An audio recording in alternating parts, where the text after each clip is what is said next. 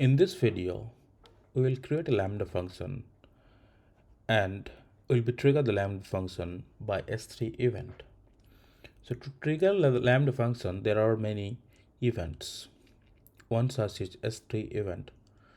So in the YouTube playlist, I will discuss about all the events for a Lambda function. And in this particular video, we'll be discussing about S3. So whenever the file is going to be loaded in S3 bucket, it will trigger a Lambda function. And to extend the discussion here, we'll be loading those S3 data in DynamoDB. So let's straight jump into S3 bucket first. We'll create a bucket where we'll be loading all the files.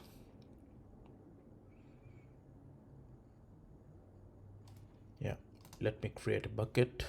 I'll be creating all the buckets in EU West 1, which is the Ireland region.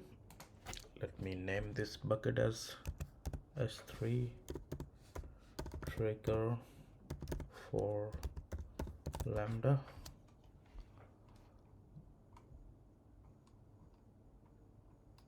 Let me see if this one works. Yeah, the bucket name is available for us.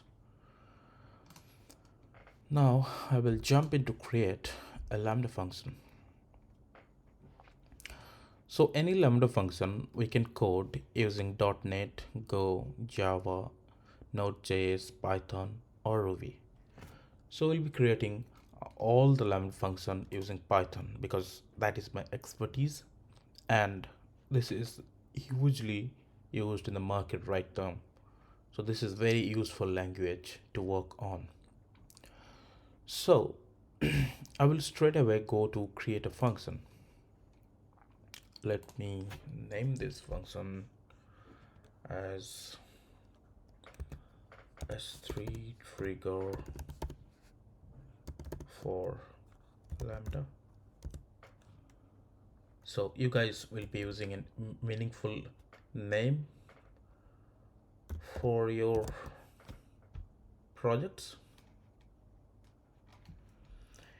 So I have used S3 trigger for Lambda function name, and I will be selecting the runtime as Python 3.8.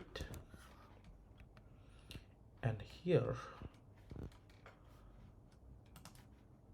I will create a role when the function is creating. Otherwise, you can use the existing role. I'll be discussing about IAM role, which needs to be added to any of the Lambda function we create. And that role has to have access to this S3 and DynamoDB because we are going to load the data in the DynamoDB tables. So we'll come to giving the access to this Lambda, to this role we are creating while creating this Lambda function. So let's just select the first option, which is creating a new role with basic Lambda permission. Okay, go ahead and click create function.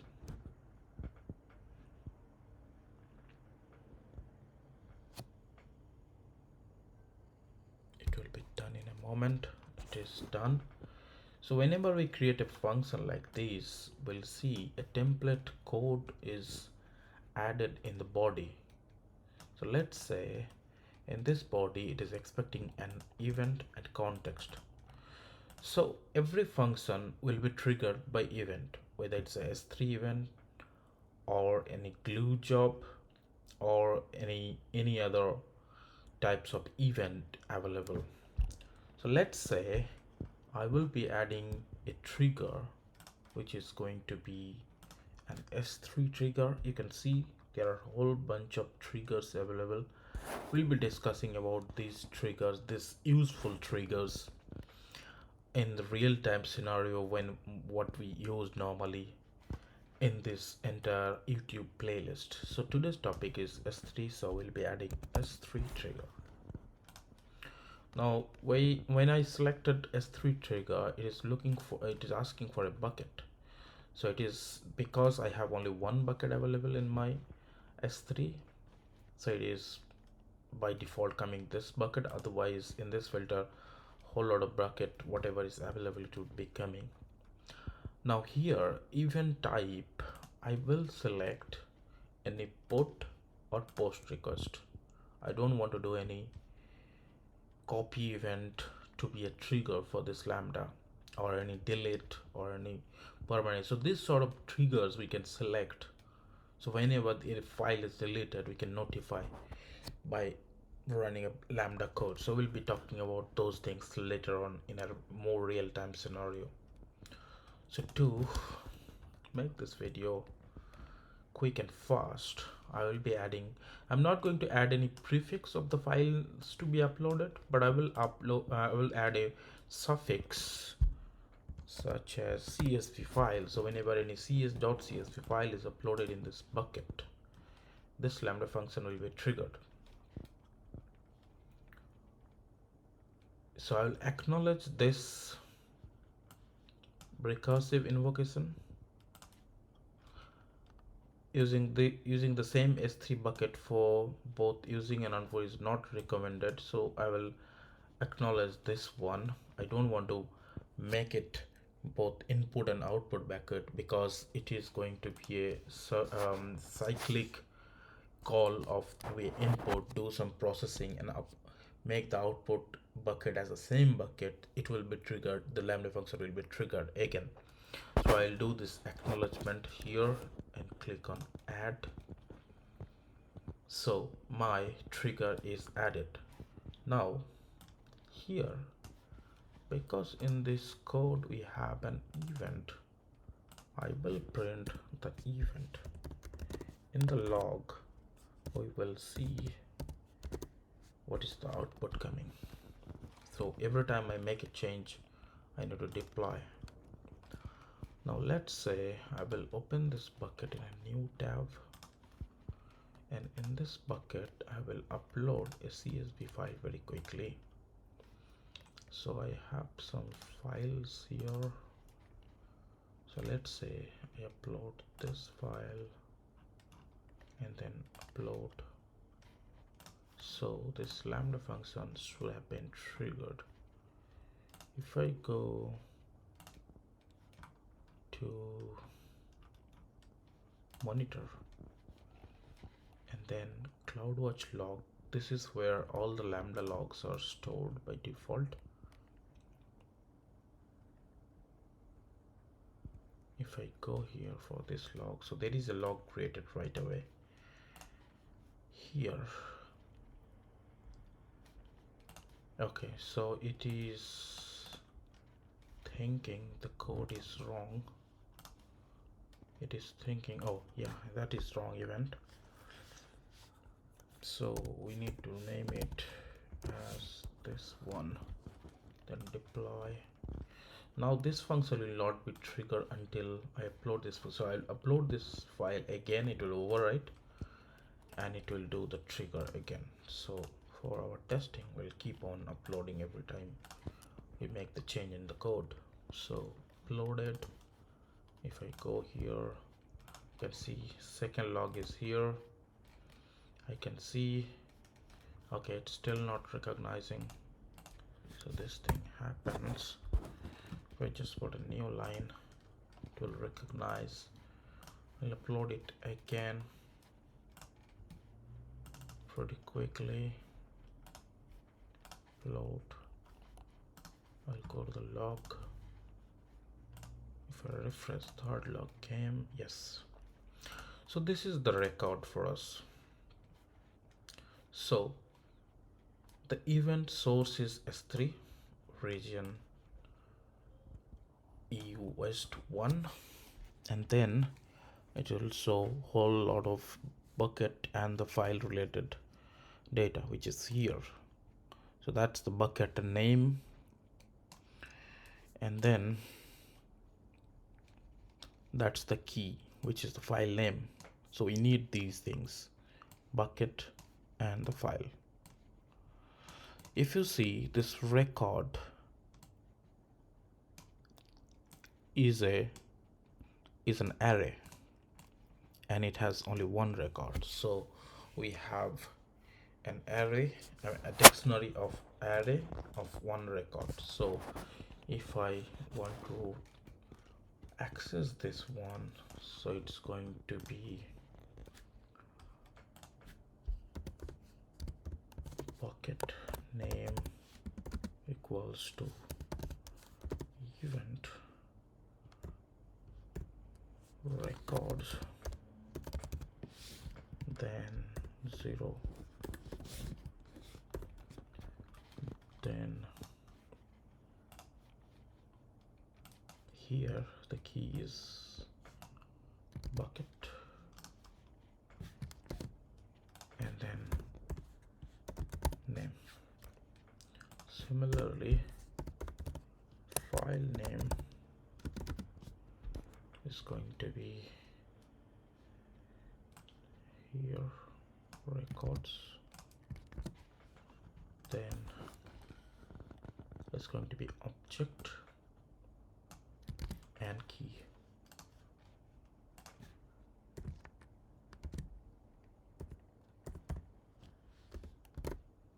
So if I just print the bucket name and the file name in the next print statement, comma, file name, I just put an enter so that makes sure it's reading the code correctly. I will upload the same function again, same file again, sorry, and we will check the next log. So here we should have a fourth log coming up. Yes, it is here. If I see key error, okay, maybe this is where we are making a mistake. If I check this one again here,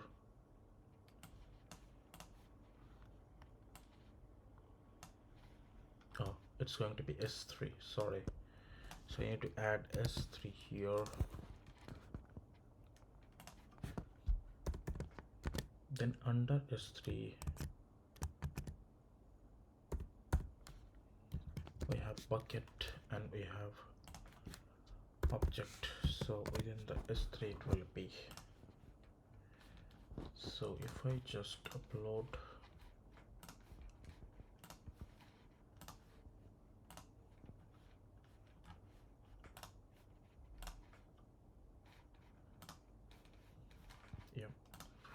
I'll go and check the log again. It's going to be this log. Yes. So we have the bucket name and the file name printed here. So remember this code. So this is the part of the code to get the bucket name and the file name from the S3 event. Now to work on with this data, I will be uploading this data into DynamoDB. So I'll go to services, DynamoDB. I will create a new table. So table, create table. I will say customer table. Okay, I will have to give partition key and the sort key name. I'll come to the discussion why we need this to when we discuss more about DynamoDB later on. So let's create this two table first, day and customers. I'll just keep it simple and create this two table. I'm creating day as string as of now, and then nothing else, just create the table. Now to upload the data into DynamoDB, so I'll just copy paste the copy from here to here and just put an enter. and I will try. And let me explain this code. So we need to create Boto3 client, and we need to create a DynamoDB resource, and using this resource we will be uploading this data in here. So we'll create a table, and using this table we'll upload the data using put item, and we'll be looping through all the data by splitting in by new line character. Now in this data, if you see, we have an header. To ignore this header, we need to do a pop customers dot pop 0. So I need to do the first, need to remove the first record, otherwise it will treat this header record as a record and it will try to insert. Now we will do deploy, but one thing to do here is to this IAM user out IAM role rather, which is created for the Lambda function. So S3 trigger, yes, this is the role created when we created the Lambda function, and here we have a basic Lambda execution access, but we need to give DynamoDB access, otherwise it will fail. We'll try that first. We'll try to fail this without giving any DynamoDB access, and then we will give the access and try again. So we will upload this function again, file again, and see what does this trigger do. Upload, yes, and we'll see the log again. Yep, this is the log right now. Yes, it is showing access denied. So because there was basic access, now we need to, because we are using the resources S3 client, the Boto3 resources, we need to give the access for both S3 and for DynamoDB as well. So if I go to the IAM here, so I will give I will do add permission. So I will give S3, if I do search, S3 full access is there. I will give read-only access for now and see whether this access allows to read the file and just upload into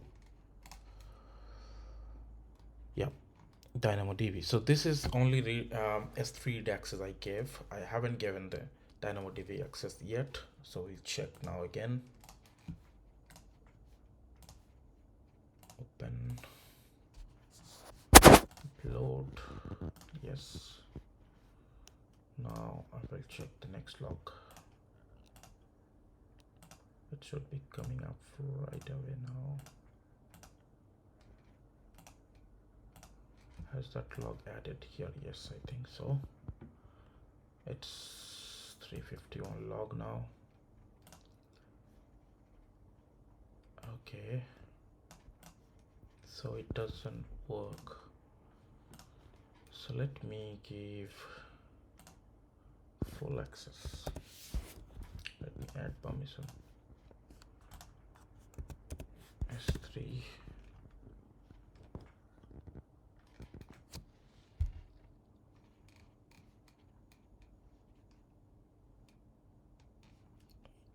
Let me give full access to this.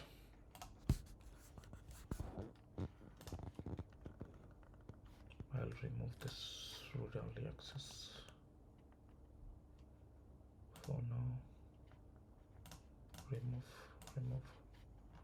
So I have S3 full access. Now I'll upload this file again.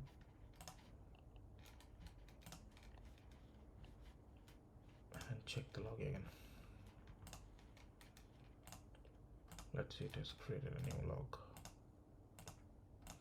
I think it came under this. Okay. Okay, so there is a problem in the code. Maybe some variable name it is not. Oh yes, this is wrong variable. So this is the customer data. Yep, it should work now. Let me deploy. Let me upload.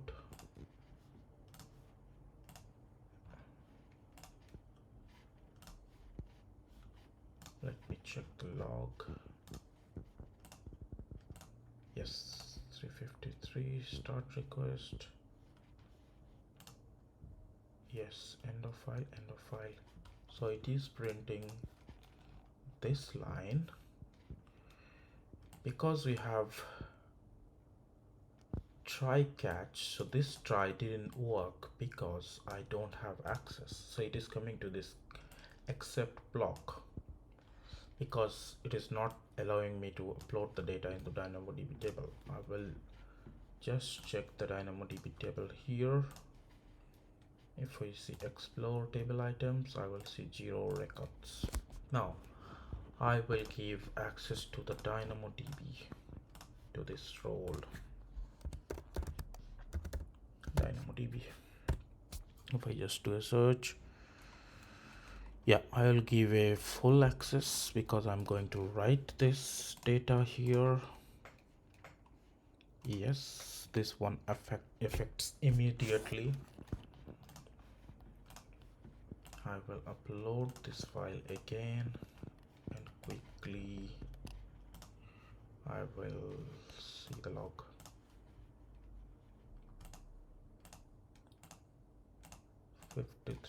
Maybe this has uploaded here. Okay, it's still having this problem.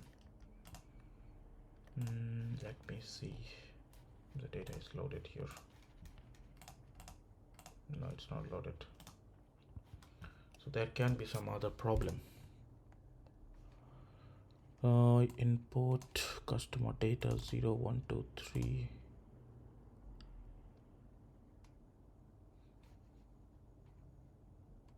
Table put item. What is the problem? I will remove this.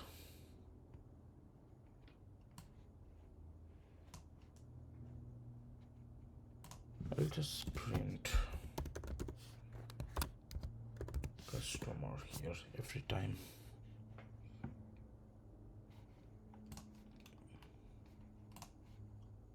And see what it is printing.